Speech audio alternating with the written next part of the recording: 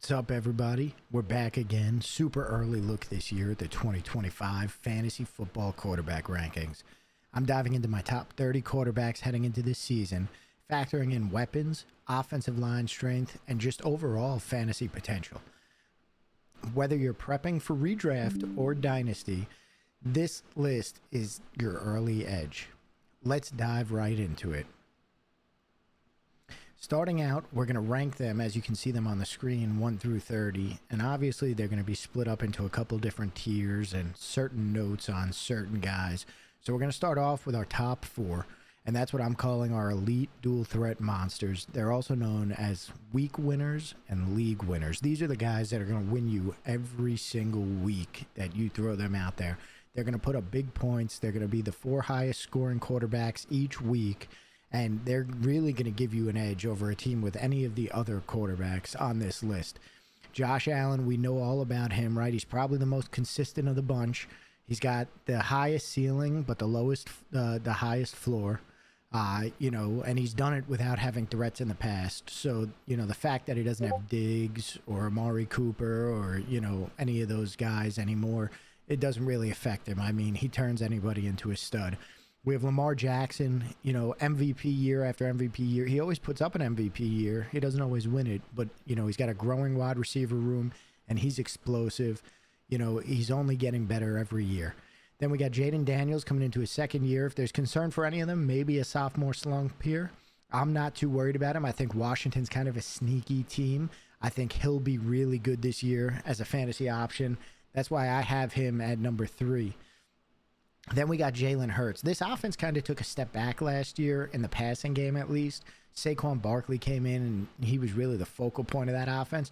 But Jalen Hurts still produced. I mean, he scored touchdowns, he ran the ball, and he produced in the air still, just not as much as he had in years past. I think that kind of settled in now. I don't expect to see Barkley get as many touches as he got last year or go as crazy as he went last year. That was just a career year, and you don't often see that twice in a row. I do think Barkley's really good, and he's going to be amazing. I just expect to see a little more out of the passing game from them this year. Then we're going to move down to our next tier, which is our 5 through 11. Some of these guys are proven studs and have high ceilings. Some of these guys are just steadily and consistent, and they're guys that you could trust to throw out there every week. You got Joe Burrow. He's healthy again, and he's got Chase and Higgins coming back. He's elite at that 5 spot. He just doesn't have the dual threat to put him in the, top 4 in that tier 1. Baker Mayfield, I think everybody should be on this Baker Mayfield train. The offense has only gotten better. They've gotten deeper in the wide receiver room, and I think he's going to show out again and have another big year. Then I have Patrick Mahomes at the 7 spot. Pat has been doing it his whole career without any threats on the outside. I think Worthy kind of proved last year what he can be. And before Rashee Rice got hurt, he looked like an elite wide receiver. I think with Rashee Rice coming back healthy, I think we're really, really, really going to be in good shape there with that offense. Then we move down to Bo Nix. Bo Nix, it's all about the situation he's in, right? Courtland Sutton, his career looked like it was on the back burner. Bo Nix came in and made Courtland Sutton look like he was 25 years old again. Bo Nix in this Sean Payton offense is an absolute win. As long as they keep putting the right pieces around him and they keep the play calling the right way, I think the sky is the limit for Bo Nix. He's only going to grow with this offense as it grows around him, to be honest with you. The next one's a tough one for me. I don't know if he's a top 10 quarterback, but when he's on, he could be a top 6 quarterback in the NFL. Kyler Murray, he can do it with the legs. He had that one year where he went crazy running the ball. And when he's on with his arm, he looks really good. The issue's been he's been far too inconsistent. He kind of did kill some of Marvin Harrison's value his rookie year. So I hope that another year together and another year of reps and practicing, they could build that bond and, he can get his arm right and be running the ball. And, if he does that, he'll be comfortably seated here. Then we have Jared Goff and Justin Herbert. Kind of similar, kind of opposite. Jared Goff, he's in a loaded offense. He's very consistent. You know what you're going to get out of him. He's going to go out there. He'll pass for somewhere between 200 and 300 yards. He'll throw a couple touchdowns, hopefully. You know, not too many interceptions, not going to turn the ball over, just going to be steady and consistent for you. You know, he's a good guy. You could throw him out there every week and you know what you're going to get. And very similarly with Justin Herbert, right? Everybody thought Justin Herbert was going to be this elite powerhouse arm type of guy, you know, throwing bombs. He tried to be that early in his career, and he had some really good games, some really bad games. Now with this Harbaugh offense, he's kind of settled in. You know, everyone will say he had his worst passing year of his career, this, that, and the next, but he was efficient. And the Harbaugh offense is meant to run the ball to lead the passing opportunities, and it worked really well for him last year. Now, is he going to be that guy putting up 40 points a week, 400 yards, 6 touchdowns a game? That's not going to happen anymore.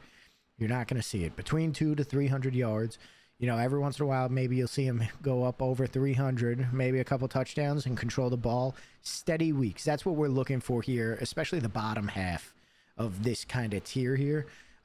You know, steady, steady, steady. Don't screw me over and do enough to help me compete and win week to week. These guys aren't going to be the focal point of your team. They're going to be a team that with the right guys around them, you will be able to go and win a title. Then in the next tier, right, when we get here to this 12 through 20, we have a lot of young guys here. There's some old guys and some guys I see some value in, which we're going to talk about here. But there's some young guys here. Caleb Williams, obviously, coming off his rookie year. He didn't dazzle the way everybody hoped. I don't think it helped him with what Jaden Daniels did in the rookie year. It kind of only made it look even worse for him, but I don't think he had that bad of a year. He held onto the ball a little too long, but he's got good weapons around him. I expect to see him progress in year 2 and see him put up another year. I think next year we'll be able to call him a stud quarterback with a high ceiling and stuff like that in fantasy football because he's got a really good team around him on that offense. Next guy's Brock Purdy. Not much to say here. He's a game manager. He lost some threats on offense. Juwan Jennings, though, seems to be a breakout candidate. He's still got Ayuk. He's still got CMC. He should be able to put up points. Kittle's still there. He should be able to put up good points every week while managing a game and being consistent for you and not hurting you. That's the big thing here, right? In this tier here, this 3 tier, this 12 through 20, you want these guys to come out. You don't want them to hurt you week to week because the odds are these guys, you're not going to be playing them week in and week out. You're going to be rolling with matchups because if you have one of these guys, you probably have 2, or one of these guys and a guy in the tier below them, or, you know, one of these guys and Goff or Herbert or Kyler Murray at the bottom of the tier above. And it's kind of going to be a matchup-based thing. Like Brock Purdy, I'm not going to draft him to say I'm going to throw him out there every week. I'm going to play the matchups with Brock Purdy. Jordan Love, very similar story here. He's going to be a matchup-based quarterback, in my opinion. He does have potential to be elite. However, I don't know what it is there, but they can't figure their wide receiver room out. I know they drafted a young rookie. However, last year their target share was all over the place. They couldn't really figure out, you know, what their pecking order was at the wide receiver position. No one kind of separated themselves. So coming into this year, it's still kind of just a jumbled up mess. The next guy we have, you know, I was down on him last year and the year before, is Dak Prescott. I'm intrigued by him this year, though. He's been that guy who's been at the top, a league-winning quarterback before, and, you know, we're kind of moving down the back end now, and he's slowing down a little bit. I think he's a safe and efficient opportunist. However, with the addition of Pickens, I wouldn't be surprised if he has a better year than he had last year. I would take a flyer on Dak Prescott this year if you can get him at the right spot. Justin Fields, another guy I'm taking out a flyer on, and it might just be me being optimistic as a Jets fan. He could run well. They got a good offensive line. They've got weapons on offense around him. In the past, he's shown that he can produce number 1 wide receivers at the fantasy level, DJ Moore being one of them, one of his best years with Justin Fields. I think Justin Fields is a good asset for fantasy, especially in the dynasty leagues, where you're getting him late in a draft at a low value, somebody you can hold on to. I think he could be in for a good year and surprise some people. Again, I might be being optimistic. Next, we got CJ Stroud. He had an incredible rookie season. And last year, it was kind of a mismatch. You know, at times, Houston looked stagnant. They had a lot of injuries at the wide receiver position.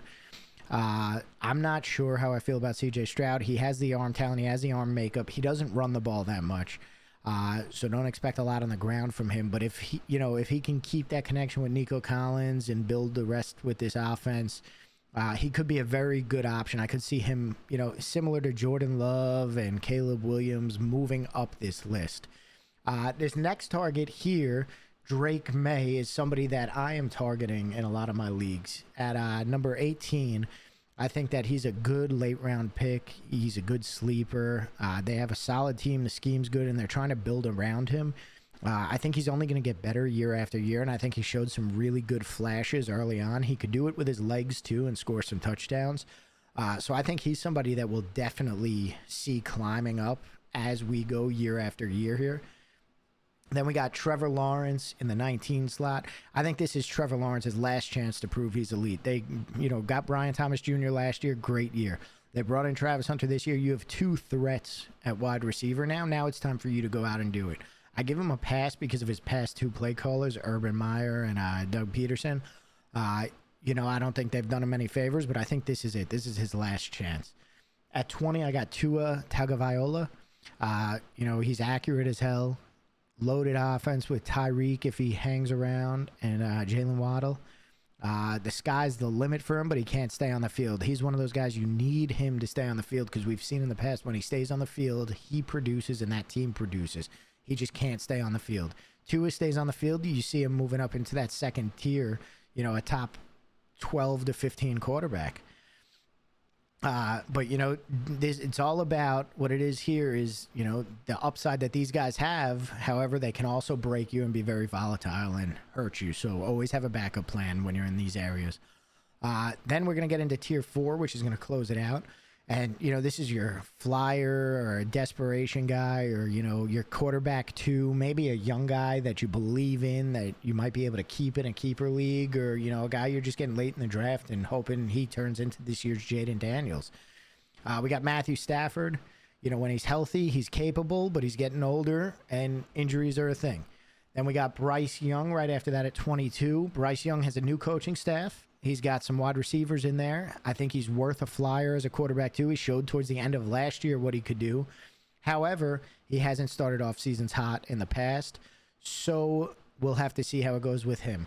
At 23, I have J.J. McCarthy. This offense in Minnesota is loaded. There's no reason J.J. McCarthy shouldn't be successful. If J.J. McCarthy's not successful, it's because he's not a good quarterback. On the flip side, when you're throwing at Justin Jefferson, Jordan Addison, Hawkinson, and you got a team like he's got around him with the coaching, there's no reason he shouldn't be successful. I think he's a guy that we'll see creep their way up this list. And, by midseason, I think he'll probably be a start every week type of guy. Now, Michael Penix is interesting. I've been doing a lot of research on him. A lot of people have him the one of two extremes, right? There's people that have him over Jordan Love, Dak Prescott, CJ Stroud, all those guys who've proved themselves in the past and regressed. And then there's people who have him all the way down at the bottom, even lower than where I have him. I think if he can unlock this offense, he can make Drake London a true number one receiver. I think it'll be a lot of fun, and maybe he can unlock Pitts too. I think, he's solid. We all know his arm is there, and he's a pocket passer. He's not going to be expanding outside the pocket. Him, J.J. McCarthy, Bryce Young, all the guys down here I'd be more than happy with as a number 2 quarterback going into the year to see if they're worth it, and because there will always be other guys. Like last year I got Sam Darnold halfway through the year on the waiver wire because he was going off. There's always going to be somebody like that. So, it's never a bad idea to take the young guy who might break out as your flyer for QB2. Then we got Geno Smith. He's a veteran. He's in a new setting. I'm not expecting any magic out of him. I'm just hoping we can still have that stable quarterback play out of Geno Smith to sit right here at 25, and maybe he'll impress us, but we know Vegas is a mess, so I'm not expecting too much out of him. Sam Darnold went over from Minnesota to take Geno's spot in Seattle. I'm not expecting too much out of him. I think he was a product of his environment. We saw what he was with the Jets when he didn't have all the weapons. Then he went there, and he was loaded with weapons, and he excelled. Now he's in Seattle, which is kind of a mix, right? They have Jackson Smith and Jigba. And they have some decent talent on Seattle, but it's nowhere near Minnesota. It's also nowhere near as bad as the Jets were with Darnold. So I think he'll be okay. I think he'll be a bridge quarterback. I don't think he'll be any better than Geno Smith was for them the last couple of years, but I don't know if he'll be any worse either. Cam Ward, complete unknown. Tennessee is a terrible offense. Maybe he'll surprise us and do something. I'm not too sure what we can or can't expect out of him. Hopefully he just has a decent enough year and a good enough year to show us that he was worth being that #1 pick and hope. Even if he was a downright stud, I don't think there's enough in Tennessee for him to just flip that organization around in a year. Anthony Richardson, this is a big one for me. I was a firm believer in Anthony Richardson last year. I went out and drafted him. I held on to him for far too long. He couldn't stay on the field. He came back late, had a couple of decent games. Anthony Richardson, flat out, bottom line is, if he's healthy and if he's on the field at 100%, he's going to put up points every week because he's going to run the ball a lot. And he's going to score rushing touchdowns. He's going to get rushing yards. And he's got a huge arm that we saw him connect with people on the deep ball multiple times. If he's healthy and he's having a good year, I mean, he's a top 10 quarterback in fantasy easily, maybe even top 7, right? But can he stay on the field? That's the biggest question. The last two are both Giants quarterbacks, 29 and 30. I think it's clear Russell Wilson's probably going to be the starter coming out of the gate. I don't know how long that's going to last, though. You know, he's hanging on to his career. He's not overly impressive anymore, and Jackson Dart is young. He's a guy you should keep your eye on. You know, he's a guy who, if you're in a dynasty league, you might be worth getting and stashing somewhere. But that's it for the top 30 here. Heading into this 2025 season, even though it's super early. But, you know, we'll see how it shakes up as the season goes on. What I need you guys to do for me now is I need you to let me know who I had ranked too high, who I had too low, who am I completely being disrespectful to or overhyping. Maybe somebody's not on this list that you think belongs in the bottom half of this list somewhere. But do me a favor, hit that like button, subscribe, and go down in the comments and drop who your QB1 is. Who's your favorite QB this year? And let me know. I'll be back coming up soon with my running back and wide receiver rankings. Until then, let's stay locked in and get focused up for this year.